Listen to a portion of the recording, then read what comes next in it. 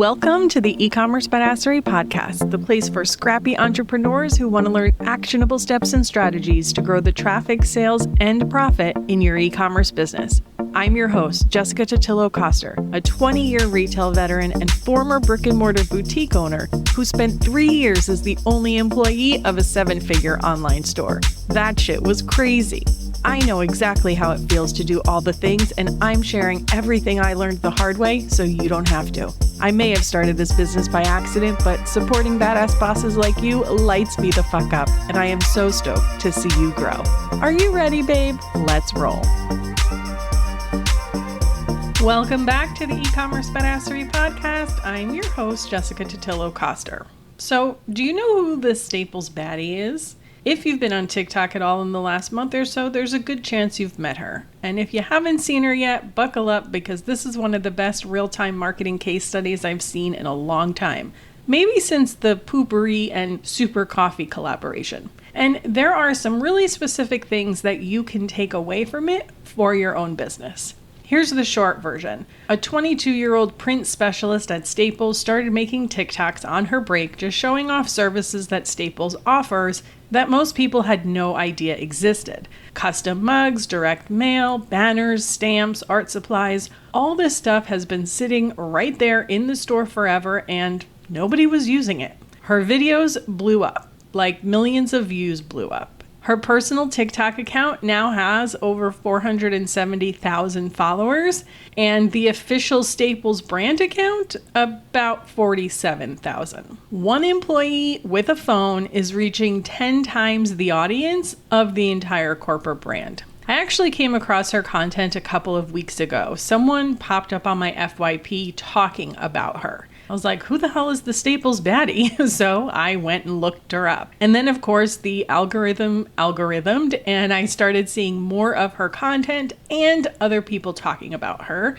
and how they were influenced by her. Then it crossed over into mainstream media. CNN did a piece on her, Fast Company, Inc. magazine, everyone's talking about it. Seriously, Google the Staples Baddie and you'll see tons of content. So of course, being the marketer that I am, I had to talk about it. So let's break down why this blew up the way it did, the lessons you can learn for your own marketing strategy, and of course, we'll talk a little bit about how you can use Staples for your business needs. All right, so who is the Staples Baddie? Her name is Kaden. She goes by Oblivion on TikTok, and her handle is BLIVXX.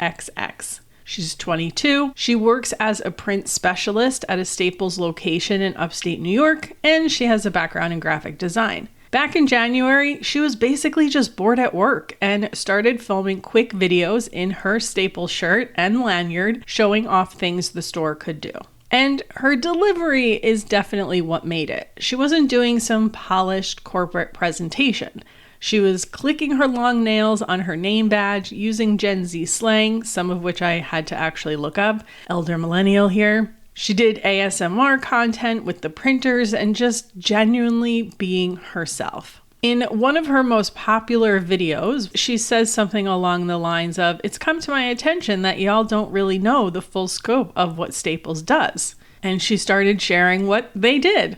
People ate it up. The comments on her videos are flooded with people saying things like, "I had no idea Staples could do this, and I just went to Staples because of you." One woman posted a video saying she saved thousands of dollars on a project because of the Staples Baddie. People are switching their business orders to Staples all because of this one store employee. She started out with like 6 or 10,000-ish followers, something like that. Now she has almost 500,000. Her most viral videos are pulling between 2 and 6 million views with really great engagement rates. She's been invited to MAC Cosmetics events. She's landing a whole bunch of other deals with brands. She's getting recognized on the streets of New York City, all because she started making videos about a store a lot of us forgot existed. And she even said in one of her videos, "I don't have any formal training in marketing. I'm just opinionated with cheekbones." She has a lot of really good one-liners. She immediately connected with audiences, and it's already been confirmed by Staples that they're truly seeing an uptick in store traffic and sales from her. Now, of course, you're not Staples with a ton of physical stores or bored employees that can post content on their personal pages. But there are still a lot of lessons we can learn from this. Let's talk about it. Lesson number 1, she showed people what they didn't know existed. This is probably the most obvious one and maybe the most important. Staples has offered custom printing, mugs, banners, direct mail, and all kinds of marketing material for years. And a lot of people didn't know. At least the younger generation didn't. One person with a phone changed that basically overnight. I'm sure you've heard me say this before. No matter how good your product is, if no one knows it exists, it doesn't matter. And this is proving that point. So ask yourself, what do you sell that most customers don't know about? Are you talking about it enough? Is it on your website? Are you mentioning it in your emails? Because if you mentioned it once in an Instagram story 6 months ago and never brought it up again, nobody knows. People are busy, their attention is being pulled in 1,000 directions. You can't mention something one time and assume the message landed. You have to talk about what you offer, how it works, why it matters, and you have to do it over and over and over again in different ways. And it doesn't have to be polished. Kaden just shows people what Staples offers, holding her phone while she records the product offerings in specific store categories like calculators, art supplies, laptops, or shows how the printing process works. She's created mugs, stickers, vinyl banners with grommets, showed different bookbinding options, she created a custom stamp. Ultimately, she's finding new ways to share everything that they sell in an effort to present the same core message. Staples can do more than you think. And that's how you should approach your content too. You are going to get bored of talking about your products way before your audience gets bored of hearing about them. I promise you that. Most of your audience hasn't seen the majority of your content. So again, that product feature you explained 3 months ago, talk about it again. The behind the scenes video you did last year, do another one. Repetition isn't annoying when each version feels fresh, and there are so many ways to say the same thing. There are 2 small business owners who do this really well that I always reference and refer people to study. Megan of Glass Ladder and Natalie of Classy Network. A few years ago, they both just became the content creators of their brand. And I always talk about how when you look at their content, it's basically just the same thing over and over from a new angle or perspective. And it's a great example of how most of us overthink our content strategy. The point is, this can be you. Show your audience your process. Show them the details of your product that they can't see in a flat photo. Tell them about services or options they may not know you offer. Just assume they don't know and keep telling them about it.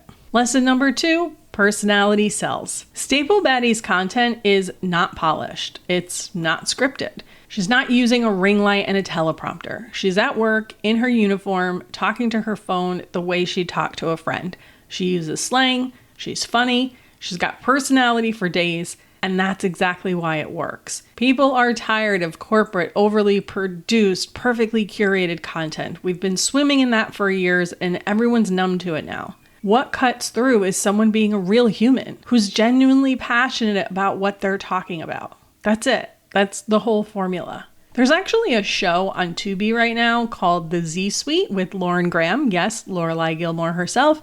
It's a workplace comedy about an ad agency where the old school corporate marketing executives get ousted and replaced by their Gen Z social media team. It's playing on this exact tension between the polished traditional way brands have always communicated and how younger audiences actually want to be talked to. And the Staples Baddie is proving the premise of that show in real life. But it's not just a Gen Z thing. Yes, her content was made by and for a younger audience, but it crossed over to literally every other generation. The reason it crossed over is because authenticity isn't generational. Everybody at every age responds to someone who's being real. We all have that filter where we can tell when something feels forced or corporate versus when someone is just being themselves and actually cares about what they're saying. So what does that mean for you? It means stop trying to make your content look like a brand and start showing up like a person. I know that sounds simple, but it's genuinely one of the hardest things for small business owners to do because we've been conditioned to think that professional means polished and perfect, but it doesn't. Professional means helpful, knowledgeable, and trustworthy. You can be all three of those things while also being funny or casual or a little weird or whatever your version of personality is. And this applies everywhere, not just TikTok or social media. Your emails, your product descriptions, your about page, the way you reply to customer messages, all of it. If everything you put out into the world sounds like it was written by a marketing textbook, you're blending in with every other store in your space. And people don't remember brands, they remember people. Lesson number 3, she led with value and entertainment, not a sales pitch. This one's subtle, but it makes a huge difference. The Staples Baddie never said, come buy things at Staples. What she said was, did you know we could do this? And let me show you how this works.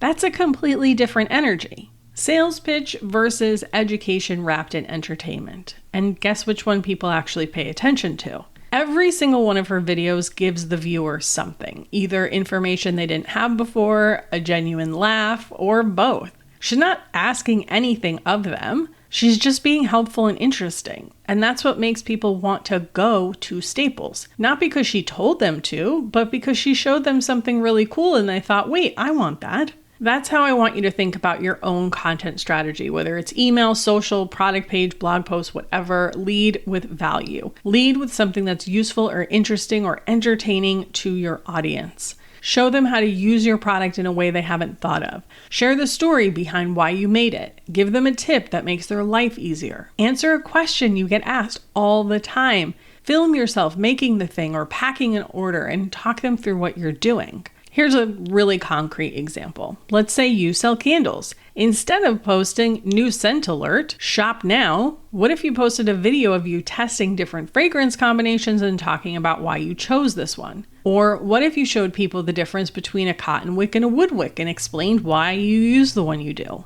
What if you gave them a tip on how to get the best burn from their candle?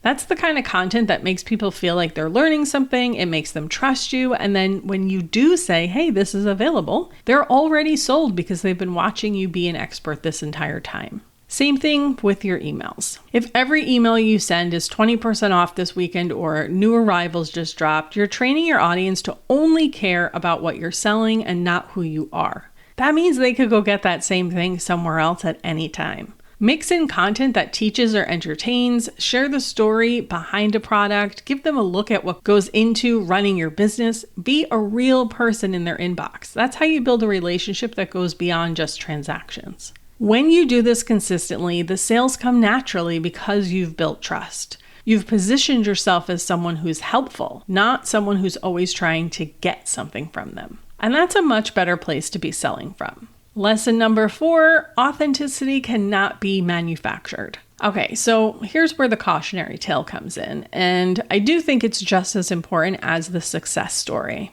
So after the Staples Baddie blew up, other Staples locations apparently started getting pressure to try and replicate what she was doing. Like, make your own version of this at your store.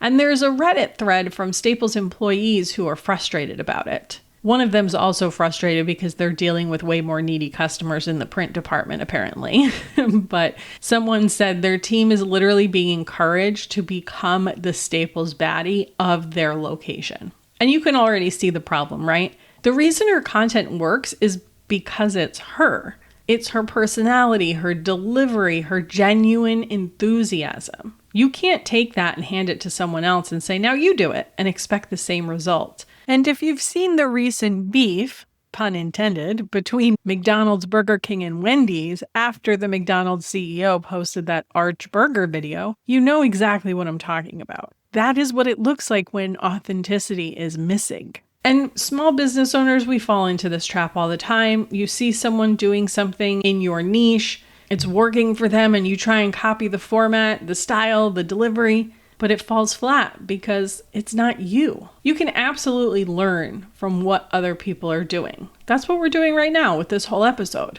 But the execution has to come from your voice, your personality, your way of showing up. If you're not naturally funny, don't try and be the funny brand. If you're not comfortable on camera, maybe your thing is beautiful behind the scenes photos with great captions. If you're really knowledgeable about your craft, lean into that and be the educator. Whatever feels natural to you, that's your lane. Stay in it and go deep. And if you're not passionate about what you sell, I'm talking to you, McDonald's CEO, maybe get someone else to do it. The takeaway from the Staples Baddie isn't go make funny TikToks. The takeaway is figure out what your authentic voice is and then use it consistently everywhere you show up. And that's a different lesson. Lesson number 5, Staples was smart enough to get out of the way. So I really want to drive this one home because I'm not sure this is a big enough part of the story. When the Staples Baddie started blowing up, Staples Corporate could have done a lot of things. They could have told her to stop filming at work. They could have said, this doesn't align with our brand guidelines. They could have pulled her in, hired her as a corporate social media person, put her through training, and had her making approved on-brand content that went through 3 rounds of legal review. They did none of that. What they actually did was followed her account. The PR team sent her a care package. Their CMO told the press they're exploring ways to collaborate and support her creativity. And that's it. They let her keep doing her thing. And here's the part that I think is even more telling. She's landing brand deals with other companies. Lyft, MAC Cosmetics. She's doing appearances and events that have nothing to do with Staples. And Staples has not tried to restrict any of it. They're just letting her grow and benefiting from the association. This is so smart because the moment they try to control this, the moment they try to put it all in a neat corporate box, the whole thing crashes. The magic is that it's organic, it's unscripted, it's coming from a real employee who genuinely enjoys her job and wants to share what she does. You can't manufacture that, and you can't preserve it if you start putting restrictions on it.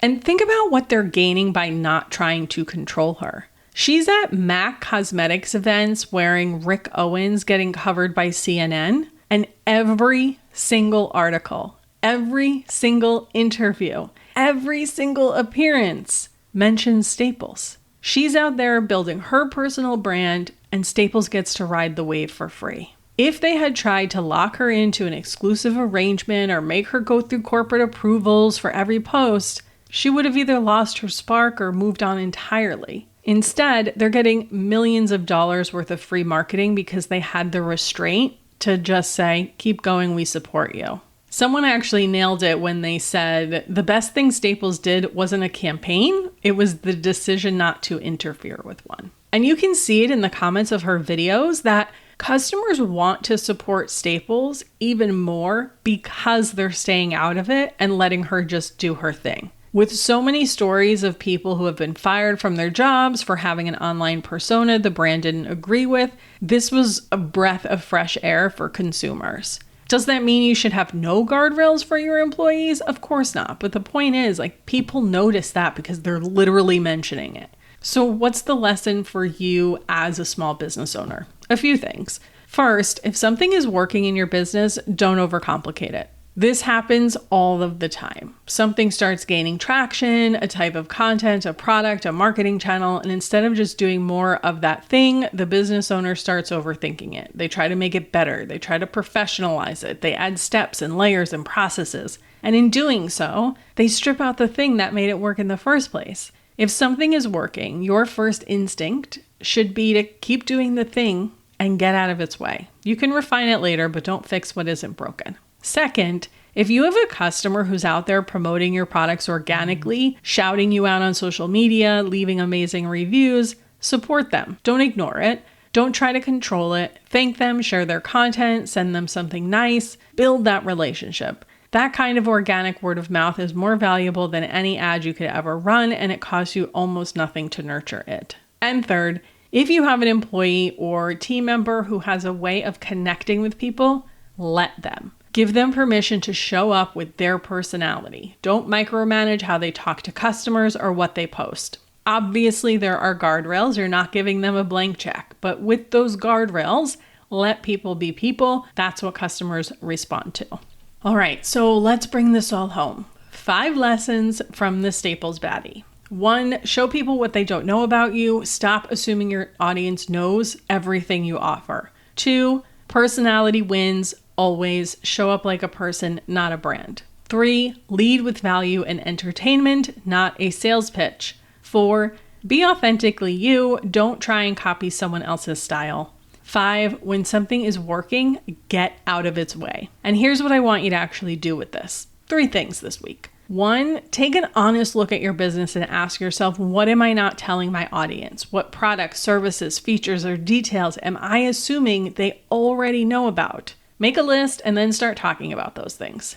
2, pick one piece of content, an email, a social post, a product description, whatever, and try showing up with a little more personality than you normally would. Loosen up the language, share a quick story, be a little bit more you. See how it feels and see how your audience responds. And 3, look at what's already working in your business and ask yourself if you're doing enough of that. Are there products that are selling well that you're not featuring enough? Content that got a lot of engagement that you never followed up on or repeated? A marketing channel that's performing but you keep getting distracted by shiny new stuff? Stop chasing the next thing and just double down on what's right in front of you. I know we all love a good shiny object. Me too. But the businesses that grow the fastest and the most sustainably are usually not the ones doing 20 things at once. They're the ones who found what works and went all in on that thing until they squeezed every drop of juice out of it. And that's the Staples Baddie in a nutshell. She found her thing and she just kept doing it. Over 100 videos and counting, all with the same core message delivered in slightly different ways. That's consistency. That's what builds an audience. It's what gets sales. You don't need to go viral. You don't need to become the baddie of your industry. You just need to be consistent, be yourself, and actually tell people what you do and why it matters. That's how you build a brand people care about. And honestly, it's a lot less complicated than we all make it. And that's really why this story resonated with me so much. A 22-year-old with a phone and a genuine passion for print services just proved that to the entire internet. If she can make office supplies exciting, you can absolutely make your products exciting. And I believe that 100%. One more thing before we go. Let's actually talk about how Staples can help you in your business. At my previous day job, we actually used Staples for all of our collateral and printing needs. I actually kind of forgot about that until the Staples Baddie graced my For You page. Vinyl banners for events and store windows, static cling decals, bag stuffers, you name it, we probably printed it. Now, we had a business account and we're doing high volume, so it was a little different, but the services are available. So if you've been cobbling together your marketing materials from random places, or maybe you're just like not doing these things because you didn't know where to start, I would definitely check them out. I'm going to stick some links in the show notes because they do have the consumer-facing side, and then they have a couple of different levels of business services. So you get like a little bit of different perks and stuff depending upon your overall annual volume. Like for us, we actually had one sales rep that we always talked to and placed our order with and stuff like that. I don't know what the minimum annual spend is needed to get something like that. It's always nice to have someone who really knows your business. Either way, I definitely think it's worth it to go explore. And look at that. Staples Baddie got me too. More free advertising for Staples. All right, friend, that is a wrap on today's episode. Have a kick-ass week and I'll see you on the flip side. Thank you so much for listening to today's episode. If you want to learn more about growing your e-commerce business, get started with my free resource library at ecommercebadassery.com/free stuff and get an invite to the Lounge, my e-commerce marketing membership. When you're ready for one-on-one support, apply to work with me at ecommercebadassery.com/apply. Before you go, would you do me a quick favor? Leave a rating and review and tap that follow button. This pushes me up the chart so I can support more scrappy e-commerce entrepreneurs just like you. I'm on a mission to reach as many as I can, and I could really use your help. Thanks so much in advance. Until next time, e-commerce friend, stay badass.